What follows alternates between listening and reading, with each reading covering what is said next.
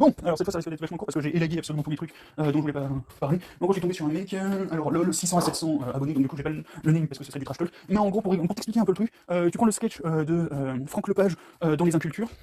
C'est le sketch du gamin qui dit ouf ouf quand il est à la maternelle pour parler du chien, et la maîtresse est là en mode ah mais non tu confonds le sujet et l'action. Bref, le gamin en question et qui coche des cases derrière ça, qui trash talk, qui ruine la vie du gamin parce qu'il est pauvre. Bref, j'ai pas envie, je vais pas le nommer parce que j'ai pas envie d'être cette maîtresse, mais bon, techniquement je pourrais très bien être le prof et je vais être le prof, mais je vais pas le nommer. Bref, donc je suis tombé sur une vidéo où il racontait des trucs sur le match et tout. Derrière ça il a fait référence à des trucs. Je suis tombé sur une de ses vidéos où il parle des rôles et où il parle d'un truc que j'aurais adoré ne jamais entendre, dont j'aurais adoré ne jamais entendre parler plutôt, d'un mec qui a chez les Américains, bon c'est américain donc déjà tu peux t'arrêter ici et je vais parler de timecode parce que j'ai pas que ça foutre, mais si je mets un timecode tu pourrais zapper à c'est américain. Bref. Normalement, ils comprennent rien au jeu, ils comprennent rien au monde, ils comprennent rien au jeu, ils comprennent rien à ce qu'ils font. Bref, voilà, c'est des Américains. Bref, un Américain qui a essayé de créer des rôles dans League of Legends en se basant sur les couleurs de Magic. Alors a priori, il y a tout le monde qui a déjà critiqué le mec, mais bref. Et derrière ça, le mec essaie de faire des trucs, il te dit par exemple, c'est les deux dont je me rappelle parce que sinon tout le reste n'a tellement aucun sens que voilà. En gros, il dit t'as les personnages catch et t'as les personnages engage. Là, on est littéralement dans le tu confonds le sujet et l'action. Le sujet, c'est de donner une classe, et le concept d'une classe, c'est de remplir certaines actions. Un personnage qui est une classe va pouvoir engage, va avoir dans sa liste d'outils, un personnage pour rentrer dans une classe va avoir besoin de capacité d'engage, capacité de catch, capacité de whatever, de wave clear, de mobilité, capacité de supporting, de peeling, bref. En gros, là, tu vas mettre différents trucs. Voilà, ça, c'est des actions, c'est des compétences. Et tu as le sujet, la classe. En gros, la classe, c'est une liste de compétences, techniquement, à proprement parler. Bref, si tu veux le faire comme ça, c'est censé être ça. Bref, maintenant, je vais te mettre comme ça, il n'y a aucune classe qui puisse être déterminée de façon durable dans le jeu. Dans l'absolu, il n'y a aucune classe. Par contre, tu peux parler de gameplay. Et là, les gameplays, techniquement, c'est un gameplay. Un personnage avec telle catégorie de compétences va être complètement différent en fonction du match-up et de son équipe. Je vais te donner un exemple chez les mêlés. Là, qui a une range, alors là, c'est de mémoire, hein, ça remonte à au bout de 2 ans, la dernière fois que j'ai regardé des trucs comme ça. Qui a une range moyenne sur environ 50% de son temps, environ 600 unités. En gros, son Q, ses tentacules et son Z, plus le E, plus l'ulti. En gros, globalement, la range moyenne d'Illaoi est à 600 unités. Pour un mêlé, c'est un range. Elle rentre dans la catégorie de perso où c'est majoritairement des ranges quand les mêlés sont généralement avoir une zone d'impact sérieuse au-delà de 300-350 unités. C'est quasiment 600 unités de range, moyenne sur 50% de son temps. La classe automatiquement en range. Maintenant, tu penses à qui Illaoi, tu l'envoies en mid lane contre Syndra, ou t'envoies la Syndra en top lane contre Illaoi, au choix, l'un ou l'autre, les deux sont passables, en gros. De la même façon, bref, je vais expliquer pourquoi Illaoi en mid lane ça passe très bien, mais je te laisse deviner qu'avoir 4 murs un peu partout, en gros, avoir, techniquement maintenant c'est 1, 2, 3, 4, 5, 6, 7 murs au lieu de 8. Attends, comment? Non, c'est censé en avoir 2 demain. Bref, à l'époque, à l'ancienne, avoir 8 murs, dont 4 murs qui quadrillent toute la zone, sur un truc extrêmement serré, à l'ancienne, sur l'ancienne map, je te laisse deviner en quoi c'est très fort avec une Illaoi. En gros, t'as juste à proc les 4 passifs, empêcher l'adversaire de trop toucher à tes passifs, quand il touche à tes passifs, utiliser ton E, et derrière ça, l'adversaire en mid lane, si c'est un truc à la Z ou n'importe quoi, il va se faire arracher la gueule. Et derrière ça, toi, sur un gank, si t'as ton E et ton ulti, globalement, t'es à peu près immortel. Hein. Bref, voilà. Donc, est-ce que Illaoi peut toujours être considéré comme un range contre un truc comme Syndra, par exemple? Si tu réponds oui, ben tu peux aller niquer ta mère bien profondément, parce que non, voilà. Et donc du coup là tu commences à comprendre que essayer de déterminer une classe dans League of Legends, ça n'a aucun sens. Derrière ça, tu peux plutôt chercher à parler de gameplay. Le personnage a ses compétences, ça lui permet de faire ça et ça, avec en option ça qui est partiellement viable quand tu achètes ce genre d'item sur le personnage, et qui a ça comme handicap, globalement. Ça, tu peux le faire. Et derrière ça, tu peux définir les seuls rôles en gros, c'est les rôles qui sont internes à une équipe, et qui se règlent pendant la draft. Et comme le sujet c'est les troll draft de KCG2, n'importe quoi, littéralement toutes les équipes du monde font des troll draft, et si tu veux des vrais troll draft bien violents, va voir les Coréens, et en gros va voir les Asiates, dans leur globalité, c'est des trucs de bourrin solo queue, ce qu'ils font les Asiates. Dès que tu commences alors littéralement c'est les Européens qui sont plus proches de pouvoir le faire, quoique. Peut-être pas tant que ça. Maintenant que je regarde le niveau de G2, de G2, non, voilà, c'est... Maintenant que je regarde le niveau de G2, tout le monde commence à essayer d'orienter son gameplay sur un truc à la coréen. Gros, c'est complètement con. Bref. En gros, dans une équipe, tu veux... En gros, il y a 5 rôles à attribuer dans une équipe. C'est un peu comme dans un match de rugby, un match de foot. Tu as des rôles, tu as les défenseurs, les attaquants, bref, voilà, tu as les ailiers, bref. Tu as ce genre de truc et tu veux essayer de répartir ça à peu près. En gros, tu veux avoir tous ces rôles de remplis. Je vais te les nommer et ça fait. Alors là, tu peux retourner sur Epic Skill Shot à partir de la saison 5 ou 6. Tu vas pouvoir assez rapidement retrouver des trucs que j'ai déjà écrits et tu peux comprendre que ça fait déjà beaucoup trop de temps que j'explique le truc et que ça fait déjà beaucoup trop de temps qu'il y a personne qui a toujours compris le concept. Alors, si à l'époque c'était quand Solari venait de quitter Eclipse, à cette époque-là, j'avais eu un clash avec quoi que c'est Kailan. Bon, ils ont fini par bégayer et commencer à réutiliser derrière ça un peu les termes quand ils essayaient de parler du truc. Mais tu sais, c'est le gamin qui entend un mot de la part de son daron. Tu sais, genre, c'est le gamin de 3-4 ans, il y a les grands qui sont en train de parler à la table, le gamin est en train de faire une avec son jouet à côté, il entend un bruit derrière ça, il essaie de le redire dans toutes les situations, quand il est dans la maternelle, enfin quand il est en cours à la maternelle, dans la récré, des trucs comme ça, et le gamin il comprend absolument rien, il essaie juste de réattribuer le mot. Bref. Donc, je vais l'expliquer encore une millième fois, là on doit pas être loin de la 20e à 30e fois que j'explique le truc. Donc bon. Tu as les carries. Tu as un carry pour les catchs, un carry pour les teamfights. Derrière ça, tu as un bodyguard. Derrière ça, tu as un pivot. Et derrière ça, tu as un assureur. Je vais commencer par expliquer les carries, c'est ce qu'il y a de plus simple à comprendre et de plus évident à comprendre. J'aurais peut-être dû travailler un petit peu plus les persos d'exemple, ça fait suffisamment longtemps que j'ai pas bossé machin pour. Ouais, moi aussi je devrais pouvoir réussir à m'en sortir. Moi j'ai 10 minutes pour essayer de simplifier le truc, 2 minutes par rôle, plus la conclusion. Bon.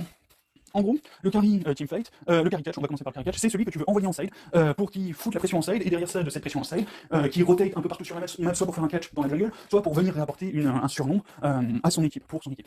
Un bon carry catch, bon, voilà, dans la globalité, qui va pouvoir faire tout ça, c'est Queen. Queen, elle a une mobilité complètement débile sur la map, elle a un wave clear correct, et derrière ça, elle a 2 CC plus un check de vision, plus de la prise d'information dans son kit, et de la mobilité sur ses auto-attaques passifs, enfin sur ses passifs. Et donc du coup, si tu combines sa mobilité de passif, plus ses 2 CC, plus le check de vision, plus la mobilité hors combat avec le ki, globalement, tu obtiens un perso, un électron qui va se promener un peu partout sur la map. Un autre exemple, ça pourrait être Talon, Kayn, et quoi d'autre à l'ancienne, Rengar, même s'il est pas si intéressant que ça, Kha'Zix est plutôt intéressant. Bref, voilà, ce genre de perso, ça fait des bons carry catch, en gros. Ça va avoir un output de dégâts suffisamment correct, ce qui va les classer dans la catégorie carry, ça va avoir une mobilité sur la map suffisante, une capacité de wave clear suffisante, quelques CC ou suffisamment de prise d'information et ou suffisamment de prise d'information pour pouvoir s'en sortir en 1v2, voire 1v3 peut-être. Voilà. En gros, tu as le carry catch. Derrière ça, tu as le carry teamfight. Un bon carry teamfight, ça va être Sivir par exemple. Alors je reste sur un ADC, je vais pas redévelopper le truc plus que ça, mais en gros, voilà. Sivir, elle a un très bon wave clear. Là encore une fois, le truc de base du carry, c'est de pouvoir engranger un maximum de ressources. C'est un carry, c'est celui qui porte son équipe, donc voilà, mais celui qui va pouvoir engranger des ressources. Derrière ça, donc il y a un wave clear, il y a une bonne range, il y a une bonne capacité à faire quelques dégâts, il y a un petit peu de survivabilité pour les trucs où il y a beaucoup trop d'adversaires à gérer avec son shield anti-sort, et derrière ça, il y a son ulti qui va offrir un très gros bonus de MS en zone, ce qui va permettre à son équipe de se réadapter en fonction de la situation. Sivir est un très bon carry teamfight. Voilà. Derrière ça, on va parler de l'assureur. L'assureur, c'est un carry très early game qui va se mettre en retrait tout en récupérant un maximum de ressources. Généralement, tu vas faire en sorte que ce soit le jungle. Pourquoi ? Parce qu'il a les ressources de la jungle, et derrière ça, il peut garantir, c'est littéralement, c'est prendre une assurance. En gros, l'assureur, tu vas lui donner quelques ressources, tu vas lui donner 1 ou 2 kills par lane, et derrière ça, de cette avance, lui, il va essayer de maintenir cette avance avec le farm. En gros, dans l'idée, l'assureur, il va vouloir empêcher les adversaires de trop progresser. En gros, là, c'est un filet de sécurité que tu peux décider de balancer sur la tronche de l'adversaire quand tu es suffisamment devant pour qu'il aille potentiellement capturer un adversaire. Littéralement, voilà, bref, un bon assureur, techniquement c'est les jungles de base, Jarvan et Sejuani. Ça peut faire quelques dégâts, mais ça va surtout apporter énormément de CC. Derrière ça, tu les builds suffisamment tanky avec des trucs qui vont aider les alliés à faire des dégâts, le Black Cleaver, la Dissal, ce genre de trucs, quelques CC, des trucs comme ça. Bref, littéralement, Jarvan c'est un des meilleurs assureurs du jeu. T'as son bonus d'attaque speed pour aider l'ADC, bref, bon voilà, t'as un slow zone avec le shield, t'as l'ulti qui permet de contrôler une menace, de sécuriser tout ça. Bref. En gros, voilà, un bon assureur, ce serait Jarvan. Il va aimer à récupérer quelques kills en début de partie pour pouvoir aller chercher rapidement un Black Cleaver. Derrière ça, il va se mettre en retrait, récupérer le maximum d'assists pour donner, en gros, permettre à ses carries et à son pivot de se mettre en avant. Derrière ça, on va parler du pivot, étant donné que je viens d'en parler. Un très bon pivot, c'est Renekton. Voilà, comme ça, t'es posé sur le truc. Un pivot, c'est un perso qui va prendre le maximum de gold. En gros, voilà, c'est l'assureur qui va prendre un maximum de gold jusqu'à 5 à 8 minutes. Le pivot, il va prendre le maximum de gold possible de 5 à 8 minutes à 16-18 minutes, on va dire. En gros, le pivot, c'est un personnage qui est très fort en mid-game, qui va pouvoir build, qui est généralement suffisamment tanky. Renekton, littéralement, Renekton, tu mets un Death Dance, tu fais Death Dance Spirit sur Renekton. Alors tu vas pas prendre le Black Cleaver pour pas faire de doublons, mais en gros là, si tu pars sur des trucs dégâts Death Dance Spirit dans le temps, avec un gros item tanky derrière, alors Renekton il a l'avantage d'avoir son ulti donc il a pas besoin, derrière ça tu peux aller chercher un maximum de dégâts, tout en restant quand même tanky, c'est dégâts achetés. Bref voilà, en gros littéralement un bon Volibear est un bon pivot. En gros il va avoir généralement un ulti plutôt impactant. Renekton avec son ulti il va gagner beaucoup de HP, il va pouvoir se mettre en avant. Volibear il va pouvoir utiliser son R pour désactiver une tour, voilà. Un bon pivot c'est un personnage qui va être extrêmement solide, qui va apporter tout un tas de trucs, bref des CC tout ça, et qui va derrière ça chercher à retransférer cet avantage à ses carries. En gros, les carries vont passer tout le début de la game à farmer autant de gold que possible. Tu vas avoir l'assureur qui va les aider. Tu vas avoir derrière ça le pivot qui va récupérer des thunes pour faire peur à toute la map. Derrière ça, quand il va commencer à perdre un petit peu en avantage, il va transférer sa perte d'avantage avant de perdre complètement son avantage. Il va transférer son avantage au carry. Et derrière ça, c'est les carries qui finissent la game. Pour finir la composition, tu as le bodyguard. C'est le personnage qui va être en shadow d'un des deux carries en fonction des besoins de la game. Techniquement, tu vas avoir l'assureur qui va, alors l'assureur ou le pivot qui vont être avec un des deux carries, et tu vas avoir l'autre entre l'assureur et le pivot qui va être avec le bodyguard. Et normalement, généralement, le bodyguard, il est toujours avec la compo teamfight. Un bon bodyguard, un très bon bodyguard, c'est Braum. Un bon bodyguard, ça pourrait être Nami. Voilà. En gros, techniquement, 80% du temps, le bodyguard, c'est le support. Bref. Et donc, du coup, voilà, là, et le bodyguard, il est là juste pour bodyguard. C'est littéralement, t'as ton carry, c'est la superstar. Et t'as le bodyguard, c'est le mec qui fait une prise de judo, de catch ou n'importe quoi au premier adversaire qui essaie de s'approcher de son carry. Bref.